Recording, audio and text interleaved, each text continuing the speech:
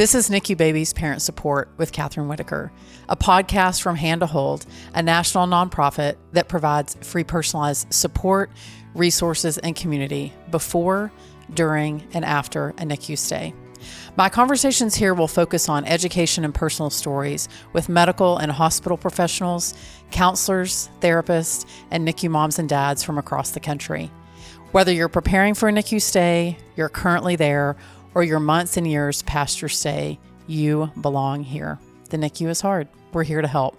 I'm your host, Catherine Whitaker, the mom of 6 children, including my very own NICU baby, and I'm so honored you're here. Howdy, y'all. Welcome back to the podcast. I know that we are just now starting to wrap up an exceptional 2023 with the podcast. There is a guest that has been on my list to interview since I took over the podcast in February. He is someone that I have long enjoyed following on social media because he makes me think. And I love people that make me think. JS is a chaplain in a hospital. And while sometimes we have certain connotations of what a chaplain can be or what a chaplain should be or what it is that they do in the hospital, I thought, well, why don't we just talk to a chaplain and find out what is it that a chaplain does in a hospital? How can they be a benefit to a NICU family, either on a hard day or perhaps maybe your most devastating day? We do talk a little bit about death and dying in this particular episode, but I think that it will be his wisdom that you will be drawn to. And I think understanding what the role is of a chaplain may help you have a NICU stay that may be less traumatic because you have someone who's in your corner. So my guest today is J.S. Park. He's a hospital chaplain, a published author, and a viral blogger. For 8 years, he has been an interfaith chaplain at a 1,000-bed hospital that is designated a level 1 trauma center. His role includes grief counseling, attending every death, every trauma in Code Blue, staff care, and supporting end-of-life care. He also served for 3 years as a chaplain at one of the largest nonprofit charities for the homeless on the East Coast. JS has a Master of Divinity completed in 2010 and a Bachelor's in Psychology, and he also has a 6th degree Black Belt.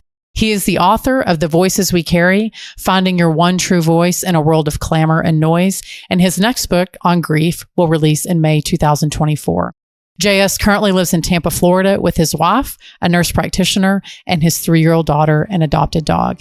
And so with that, let's chat. Well, I'm grateful and honored to have you here with me, JS. I know that we have followed each other a while on social media, but it's always a joy to get to talk to you, if not in person, at least through social media. So I appreciate you being here. Catherine, thank you for having me here. Also, I do have to say up front, you have been so gracious and kind in reaching out to me. I know I had to reschedule, or I thought I was going to reschedule, and I always feel not great doing that, because I know time is valuable. So I really appreciate you being so flexible and gentle with all of that, with all the rescheduling. And I'm glad now we get to sit together and chat. Well, I think it's appropriate that we're talking about rescheduling because I think in life, things happen and they're often out of your control. And we can either get really frustrated about that or just be like, well, this is what we're doing now. So we're just going to move forward. So yeah. I'm grateful that we made it work with your schedule. But I know that the primary reason that I had you here is because I think chaplaincy can be a really helpful part of someone's hospital stay. And in this case, a NICU stay. But I think maybe let's start with, why did you go into a career into chaplaincy? What was it that led you there? And why are you a practicing chaplain today? Yeah, I'm still asking myself that question. I'll come back when I know. No, wow. Yeah. I feel like I've given this answer before, and maybe I'll try to fill it out a little bit more so I'm not repeating myself too much. But, growing up with a lot of childhood trauma, abuse, and things like that, not knowing that a lot of it was abuse, not even knowing that I grew up in a very impoverished situation, certainly not as poor as I've seen, but in a disadvantaged situation, so to speak. I didn't always have somebody who had my back or was rooting for me or cheering for me, somebody who wasn't a sounding board or someone I could process with or vent safely with. And so not having that sort of person, a safe person, is something that I've always wanted. And as I grew into this role, wanted to give back in a sense. How can I be that safe presence for somebody else? Mm.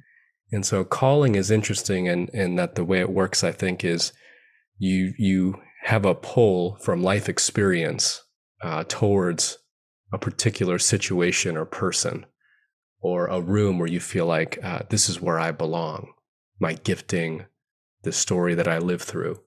But I think even minus the trauma and minus the pain of childhood, because I don't believe anybody should have to go through trauma to be qualified to serve and to Right. help.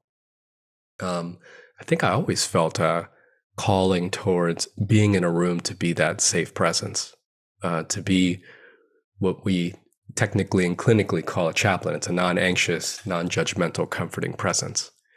And so I think that calling was always there, but certainly being in that traumatic situation, I just kept thinking, well, I want to be in a place where I know that somebody who feels like I don't have anybody that has my back here right now, but there's at least one person, because so often in the hospital, I'm with people on the worst day or even worst moment of their lives.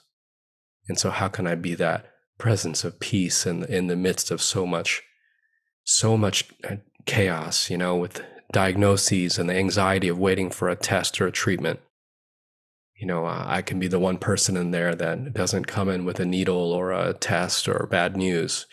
By the way, needles and tests, which we all need when we're in the hospital, but I can be the one person who that's sounding board, hopefully, for them. I love how you describe that. I think that being in a hospital typically means that there is a disruption to your life, and in some cases, a traumatic disruption. So it's nice to know that there are people that their primary responsibility is to be present for you. But I think, JS, there's sometimes people may have a certain connotation of what they think a chaplain is or what a chaplain is not. So maybe can you share with people what does specifically a chaplain do and what do they not do?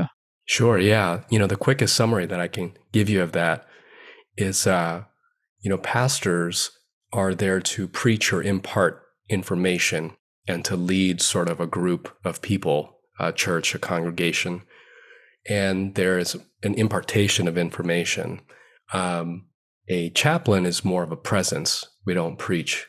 We walk in, and we often, we said this, where we often assume that those who come in with questions have their own answers already. Mm. So we use the existing faith or framework that they have, maybe shine a light, hold a candle to the floor a little bit, act as sort of that echoing booth, so that they may be able to find the strength or find the peace that they need in that situation. So if pastors preach, then chaplains are a presence. And I think, like you were saying about the connotation of a chaplain, sometimes I walk in a room and alarm bells go off immediately because chaplains are like, oh, it must be real bad, that kind of thing. Right. And I get it. I 100% get it. They may think that I'm there to proselytize or convert, which is not at all our role. We're interfaith chaplains, meaning we step into any faith background situation. If somebody does not want us there, we, of course, gently take our leave then at that point.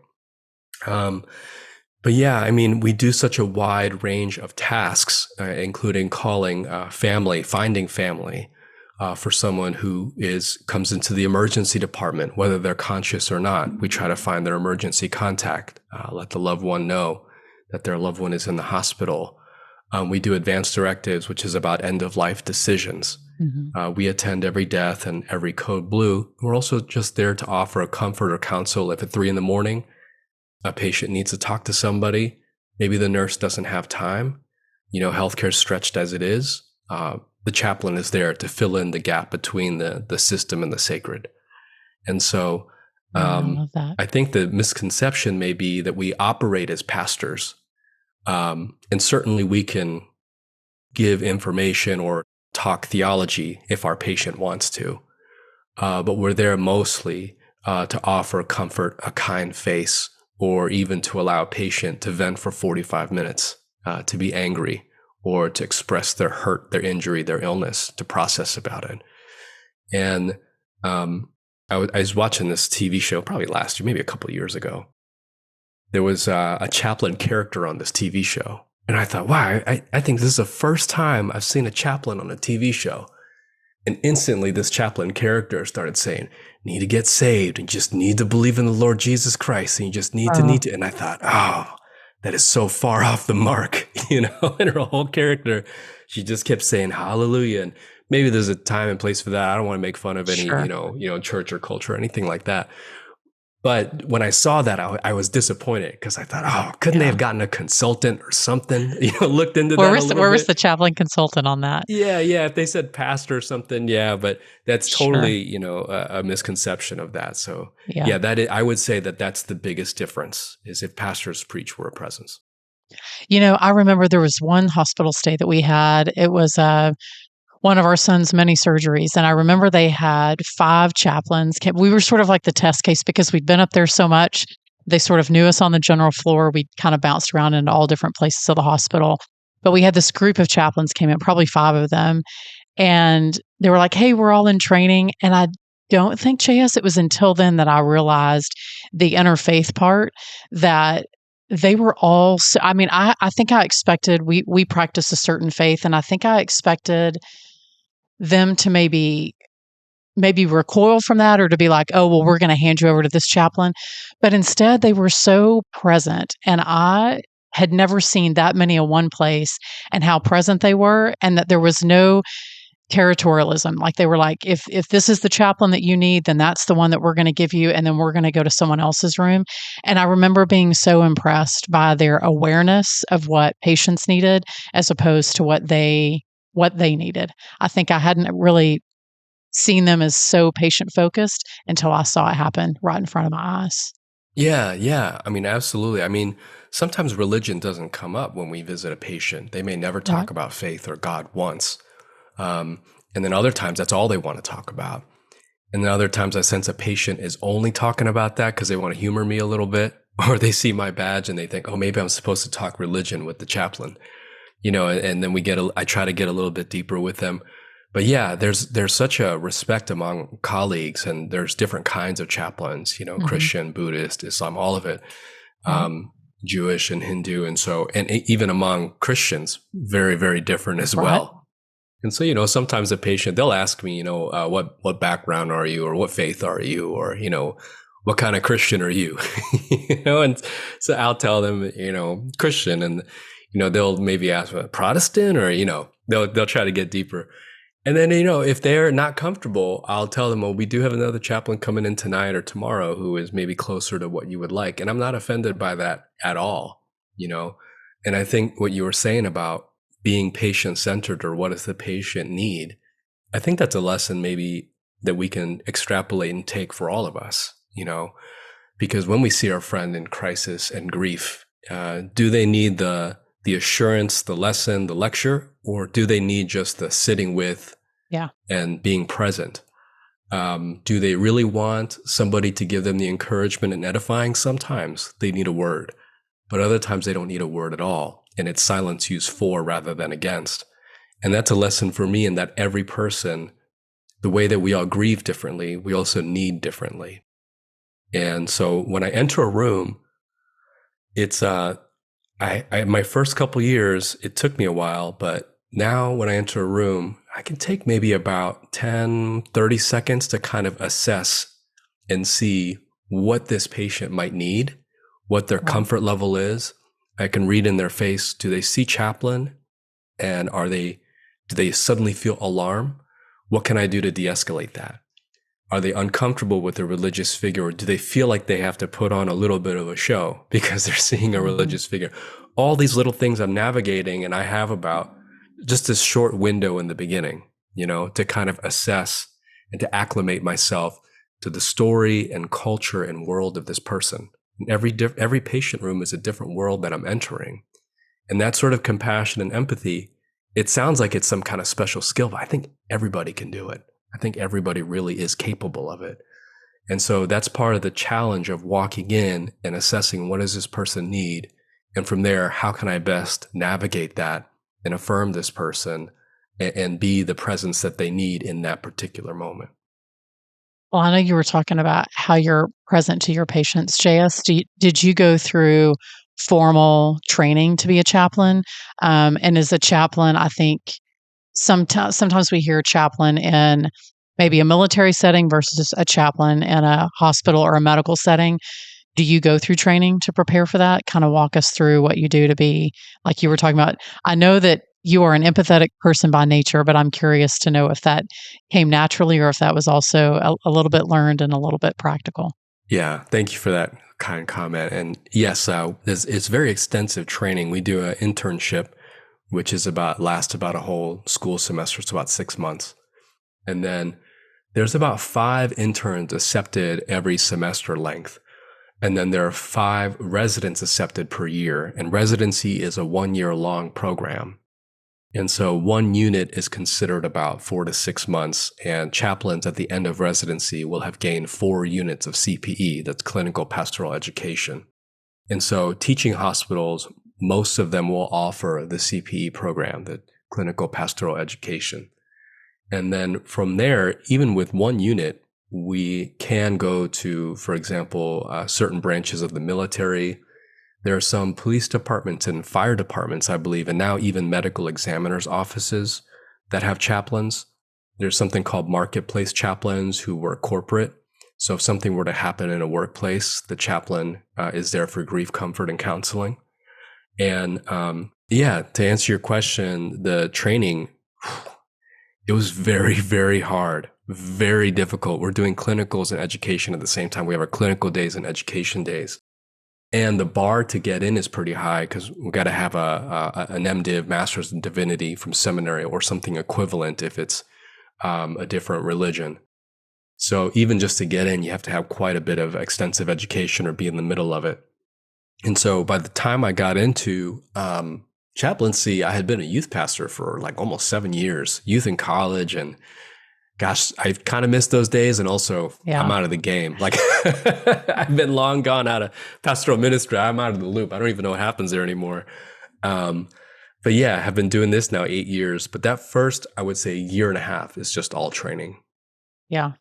Well, I think it brings me some comfort to know that they don't just throw anybody into a specific situation because like you said, you're walking with people during the hardest or one of the hardest moments or days of their life. And so to know that someone has been trained, but also done practical experience over a period of time makes me believe that at least our experience, and I know this isn't everyone's, but our experience with our chaplains, both in the NICU and also when my dad was dying, were so largely positive that we had chaplains who were really, I think, aware of what it is that we needed. They also knew when they needed to leave the room, and we never had to that wasn't another specialist that we sort of had to babysit. In other words, they were like, we know what you need, and many times anticipated what we needed before we even knew that we needed it. And I think that was largely an outgrowth of their training. They had been there and they knew. I'm so glad to hear that. I know that all the training is not all equal either. And, Sure. I'm sure that there are, I get messages sometimes of, my chaplain wasn't so great. What do you think went wrong? That kind of thing. And that's true of pastors. That's true of churches in particular, but I'm so glad that the place that I was at offered that kind of very, very deep training that was unafraid to get into the grief and the trauma and just hard situations. And so, I think I feel like everybody should probably, if they can, be a waiter or a server for 6 months and then do a unit of CPE for 6 months. And I think we'd all be better people. I think I agree with you. We were speaking of empathy. So I'm thinking particularly, JS, of some of our listeners who may be listening who had a child diagnosed with a serious illness or a serious disability, or that they lost their baby in the NICU. What, in those particular moments when it is high stress, a lot of emotion, what can a family expect from a chaplain? Is that something that the chaplain, I know you said that you're called when someone is either they have passed away or they believe that death is imminent. Is that something that the hospital does? Is that something that a family does? Like, walk me through, if a family's in that situation and they have a hospital that has a chaplain program, what can they expect in a moment Sure, like yeah. that? I'm lucky that the hospital that I'm at deeply incorporates chaplains into those kind of family meetings where hard news has to be delivered. And so in the one context you're talking about in the PICU, the pediatrics ICU, if we're giving hard news to a family, very often the physician will call for a chaplain. And so my discernment is how much do I press in or how much do I stay as a presence for them? And very often the way it will go is the physician delivers the news, and then the family, of course, is going to have a hard moment of grief because this news is just going to alter their lives irrevocably. So from there, the physician may stay for a while, but of course, healthcare workers being stretched, they may have to go to another room. The chaplain remains. And there are different kinds of things that family needs. So the parents, they may need a hug. They may ask, can you please pray with us? They may ask, are we allowed to get some food right now? Are you able to get us something? So I may go ask the nurse for that, make sure that nobody's NPO, that they're able to eat, dietary restrictions, all of that. They may ask for me just to stay. And there are times that I've stayed in a room for just 2 hours and I felt like I wasn't doing anything, but they didn't want to be alone. They didn't just want to be by themselves. They may want something very particular. So sometimes they'll ask, for example, if a patient is not going to make it, they may ask for clippings of hair. They may ask for a fingerprint. I think we call it legacy making or memory making. Any kind of ritual like that. Baptism, they may ask to do recitals of Bible verses. So it runs a wide range of needs. Other times they may just need somebody to talk with, and they just need to process what it's going to look like. Like they may start off by saying, I don't know what I'm going to do. And from there, I may ask, what were your plans for this? Or, what do you think that you're going to need right now? Or how do you think that it will look different from here? Just for them to be able to talk about that, because they may not have a chance to, depending on the situation, their family and the dynamics. I may offer care. Of course, I will offer care to the patient who just found out about this news, if they're awake and alert. So this sounds like a wide range of things, but I think I say all that to say I am moving when they move. Sometimes I may try to offer something that they didn't even know that they needed. Other times I may just kind of hang back and call, and then when they call for me, then I'll give them what they need because they already know. One of the things that I've found is that, especially with the healthcare team, the rest of the team, one of my goals is to advocate for the patient and the family. So there are sometimes patients and families who don't exactly know the right questions to ask. Yes. Or when they get told the news, the way that grief works is sometimes cognitively, we don't receive everything the first time or in the moment. Right. And so I may ask the family while the physician's there, was everything clear? Or did you need anything repeated? Did you have any other further questions? Was anything confusing to you? Was there a term that you didn't understand? And I may catch it even in the moment as the physician is speaking, and I'll make a mental note. Like, I got to come back to that because this family did not seem to, maybe they didn't fully comprehend that. And so there are times that I've caught family members, like, the question in their face. And so my role as a chaplain is, and the physician's got a lot on their mind and they're delivering this heartbreaking news. They may not catch all of that either, but here I am kind of watching this. You know how people always play chess better on the outside rather than when you're actually playing chess, right? Right. So I'm on the side kind of assessing. And so I'm just advocating for this patient that they have all the information that they need. Because in my experience, at least, patients and families, there's less information creates a gap in which anxiety fills. So if I can give more information, it decreases the anxiety gap, if that makes sense. No, I'm sitting, if you're watching on YouTube, I'm like nodding my head because I have been in that place before. Yep. Yeah. So that gap of information will just be filled by anxiety if they don't have all the pieces together. Or what's next? What is the treatment? What is the next test? When is the next time I got to come and to the hospital? Little things like that. Doctor, how can I get a hold of you again if I need to? I'm trying to bring those pieces together if I can. Instead to advocate for that patient. So that's one of the roles that I think goes unspoken and unsaid about what a chaplain does, because it sounds like, oh, we're just there to pray for somebody or do religious stuff. Right. But we are part of the holistic team. And not, I work with amazing physicians and nurses. And sometimes the communication, the way healthcare works with specialists, sometimes it's a little bit siloed. Like you may have a heart specialist and you may have, this other specialist, neurology or something, and they may be communicating, but maybe both of those pieces are not fully converged. And so I'm able to kind of be there for all those meetings, and then maybe I can help them ask the questions that they may need to ask or they didn't know to. So I'm giving you a very long answer. No, it's so good though. It's so good. And I'm also thinking like, I'm so grateful that you said integral part, because I think sometimes we look at the specialist as the most important or the nurse as the most important. And really, they all have different roles to play on a different day and in a different moment.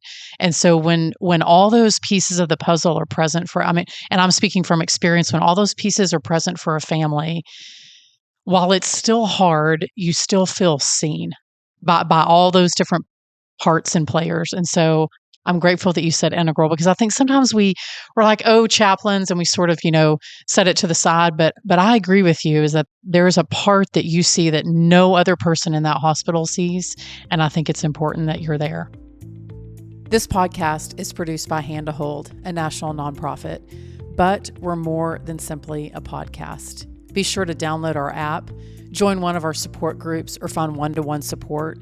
Enjoy counseling, find loss and bereavement support, participate in a peer-to-peer mentor program, or check out our news, articles, and family stories at handtohold.org. All of that is at no cost to you. Hand to Hold's mission is to provide personalized support before, during, and after a NICU stay to help ensure that all NICU families thrive. A quick story, and I'll change the details, of course, but there was one patient where quite a large family was deciding for this patient what to do in this end-of-life situation. Patient was not able to communicate. And this family each had equal decision-making ability, meaning that they had to vote and take a consensus. And so I could tell that in this family, everyone except one person was in agreement about what to do for their loved one. And the person who was not in agreement didn't verbalize it, didn't say anything, but I saw them sort of in the corner of my eye, corner of my heart even, that they were not comfortable with the decision. And it was by majority. They didn't need his decision. But I thought, how can I advocate for this person and give voice to them? So near the end of that family meeting, I ended up just saying something real quick, like, I see in your face that there might be some discomfort, with this decision. How are you feeling about this right now? And he was able to vent and express everything in that moment, because now here's a witness who's kind of being a container and making it safe. Even if his family, quote unquote, might be against him or disagree with him, I'm a third person able to kind of couch that a little bit. And he did end up going with the family. But I'd imagine, how hard would it have been for the rest of his life if he didn't get to tell his family what he really wanted? And so I don't mean to credit myself too much. I'm sure there's situations where I missed it. But I think that's a kind of a very small piece of what a chaplain can do, give voice to every person in that room. And I'm so glad I was able to catch it, because then after he was able to say everything, he felt some measure of peace with the decision that was being made. And so did the family, thinking or saying, like, I didn't know that you felt that way. What can we do to help you in this? So I'd imagine if I hadn't been there, would he have said anything? I'm not sure, but I'm glad I was there for that moment to be able to help him through that. Well, I'm glad you were too. As I'm listening to you share some of these bits and pieces of your life as a chaplain, JS, I have to wonder how do you as a chaplain take care of yourself on a personal level so that you can be present to the next family and the next situation, and the hardness of that? Because I know that I often tell people every time I share the story about our son's birth and the NICU stay that it cost me something to share that. And I'm to a place now that I am healed enough, there's been time enough, distance enough that I feel like the cost is worth it, but it still costs me something. So I know that being a chaplain and being present to those families costs you something. So how is it that you take care of yourself so that you can love and be present to the next family? Yeah, that's a fantastic question. I think one that's probably applicable for all of us. I feel like I have both individual and communal self-care. And so individually, whether that's exercise or writing or journaling or therapy, I take antidepressants as well and have for the last 3 years, I think. And those things are extremely crucial, critical to be able to do the work that I keep doing. And those are things that I can do myself, breath techniques in the moment and things like that. And, I know this sounds funny, but one of my like quick, safe moments is I do long division in my head. It just gives me something to, give a little bit of buffer or cushion, little things like that. But communally, we're encouraged as a chaplain department to take a pause and process with another chaplain. And, the inside joke is chaplains make the best chaplains. We really do. So I get to pause and kind of process out with another chaplain. Like, I just had this hard visit. And sometimes when we have a visit, it may touch something in our own story and cause almost like a reaction. And we call that a disproportionate reaction. I'm not sure I like the word disproportionate, but, basically the terminology meaning I can do, 10 visits in a row and see really hard stories. But then this 10th visit that maybe not as hard as the other 9, but still there's something resonant in their story that reminds me of my own.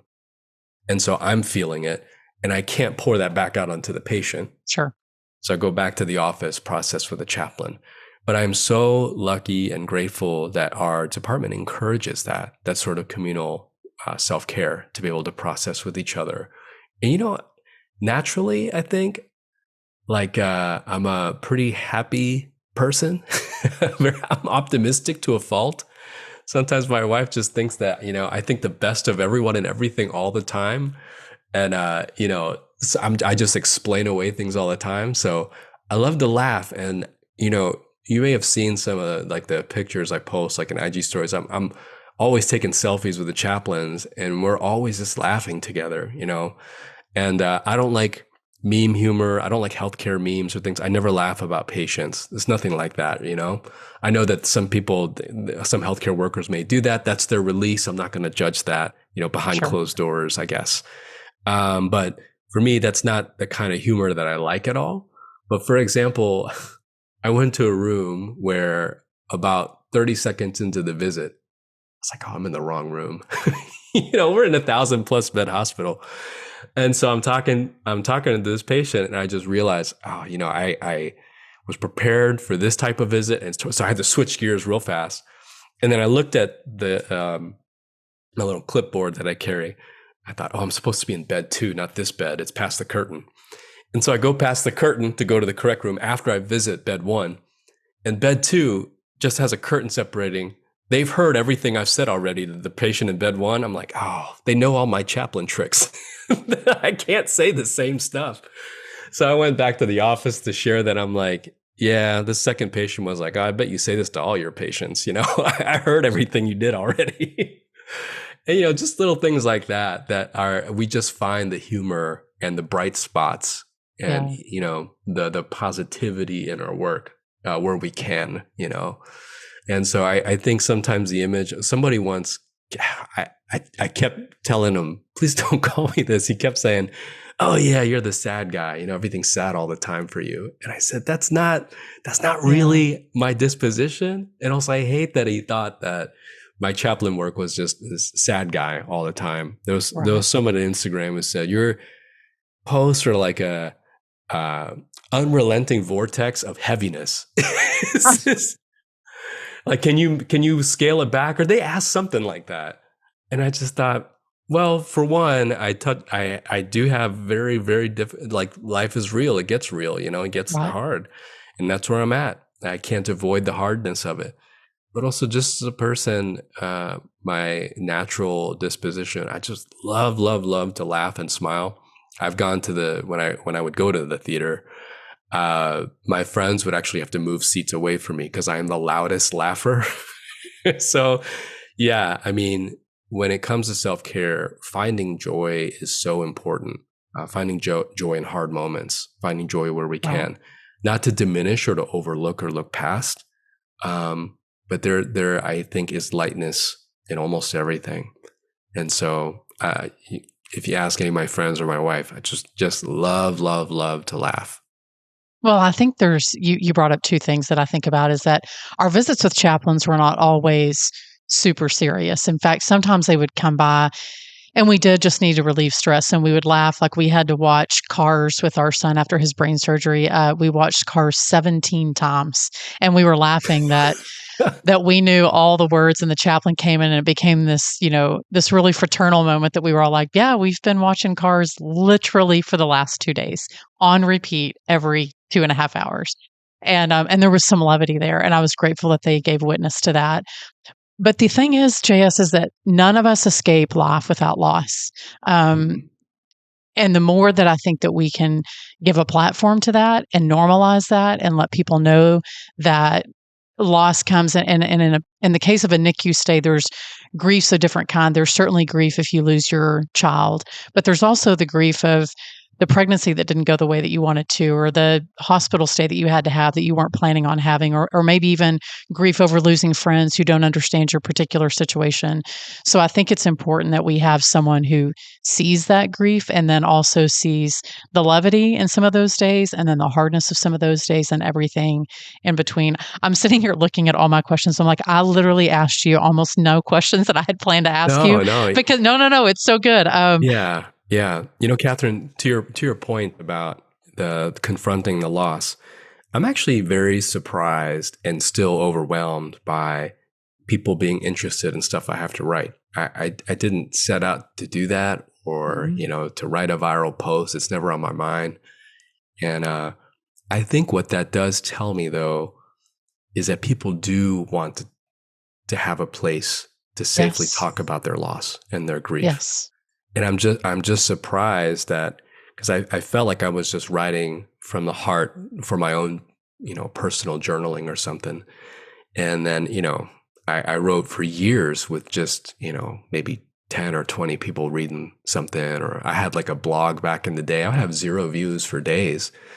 But I got into this chaplain work, and when I started talking about it, I am still very surprised and also grateful that people are openly wanting to seek this and talk about it. Yes. And I think it just taps into something that we need to talk about. As much as social narratives may have sort of hampered us or suppressed us or have us deny our grief and our emotions, thinking that emotions are bad or expressing grief is bad, there's something very common and universal about, I need to talk about it, though. Yeah. Yes. Because when we don't talk about it, it can't heal. We always tell our kids things have to live in the light. You can't let them live in the dark. You have to let that out, give voice to it, and then find a way to heal from it. And sometimes that takes a really long time.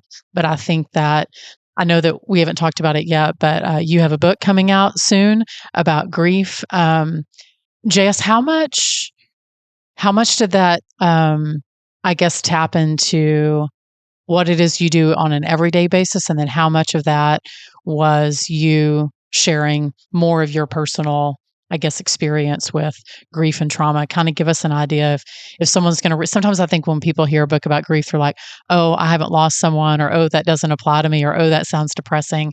But I know for me, reading books about grief has made me more empathetic, but it's also opened, like you said, a window to talk about something that needs to be talked about more. Yeah, thank you for bringing that up, by the way. I wish I could say the title of the book, but my publisher has told me. Very, very soon. But yeah, it's like, I would say probably 30% memoir, 40% of my hospital chaplain experience, the things I learned. I talk about my education and with details altered, some patient encounters. And then I would say maybe the rest of the book is just poetic and or I hate to use the word self-help, but just kind of extrapolating lessons or something out of it, hope. Right. How do we grieve? How do we get through this?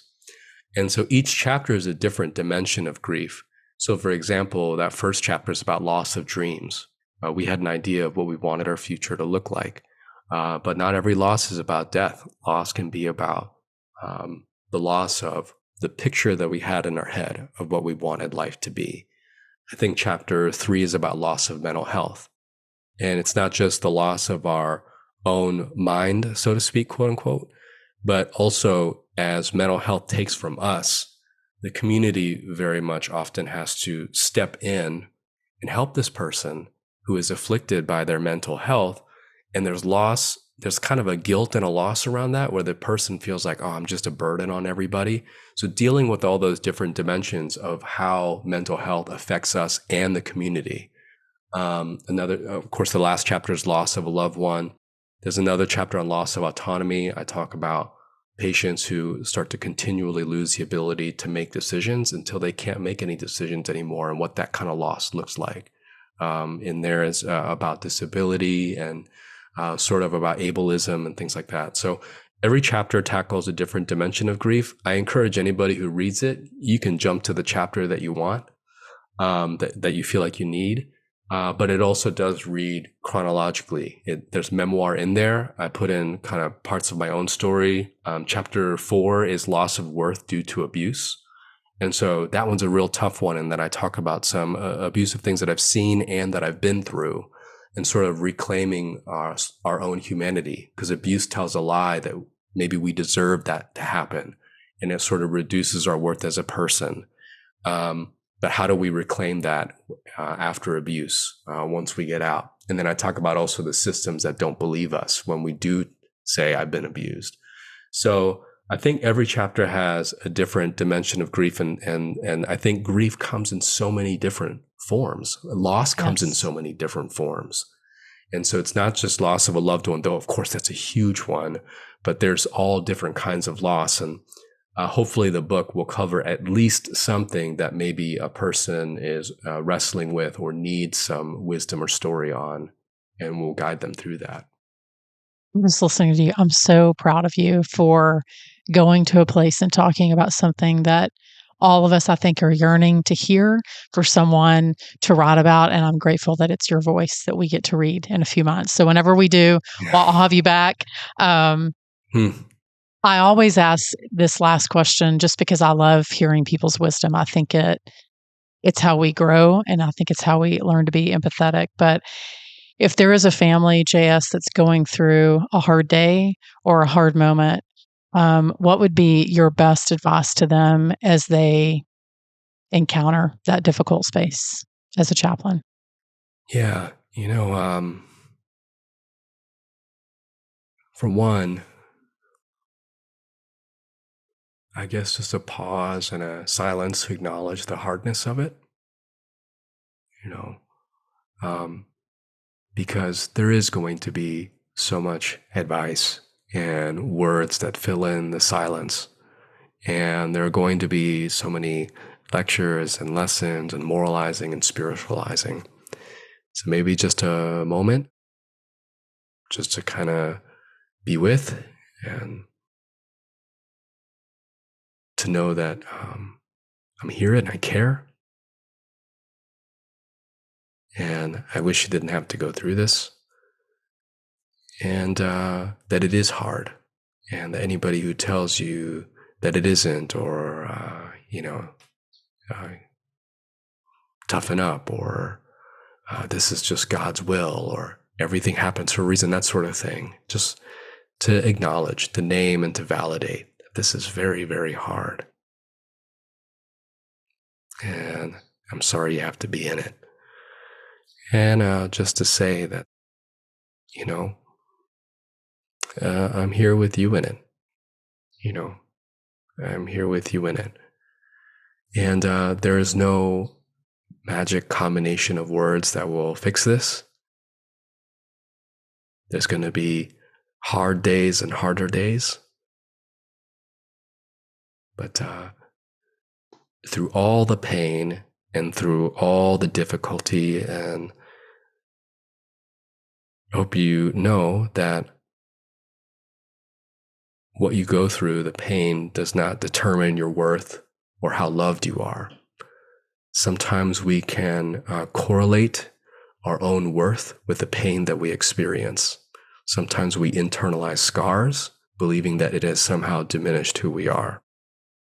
And so I hope you know your hurt does not determine your worth, that your trauma has nothing to say about you. This is nothing that you deserved, but that you are loved, you are seen in all the ways that you can be, whether that's by God or by the chaplain sitting in front of you, or just those pockets and moments when someone is there with you.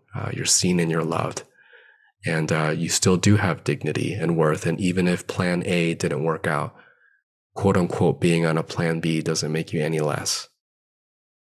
So I may not say all of those things all in one sitting. And this is probably more than I would ever say as a chaplain in a room. But I just hope whoever is listening knows you're still loved, you're still seen. I love that for a moment we got to see who you are as a chaplain, JS. That was a real gift. And I know that as a family listens to that, I hope that they do just exactly what you said and feel seen and loved in that moment. So thank you for just for a moment shifting into chaplain mode for us. I think that will be a tremendous gift for families. I could keep you on for much longer, but I know that you have things to do. And JS, thank you so much for your wisdom, for helping us understand the role of a chaplain and how they can be a real gift to us in the hospital, particularly on hard days, but also on the days that you need some levity. So thank you.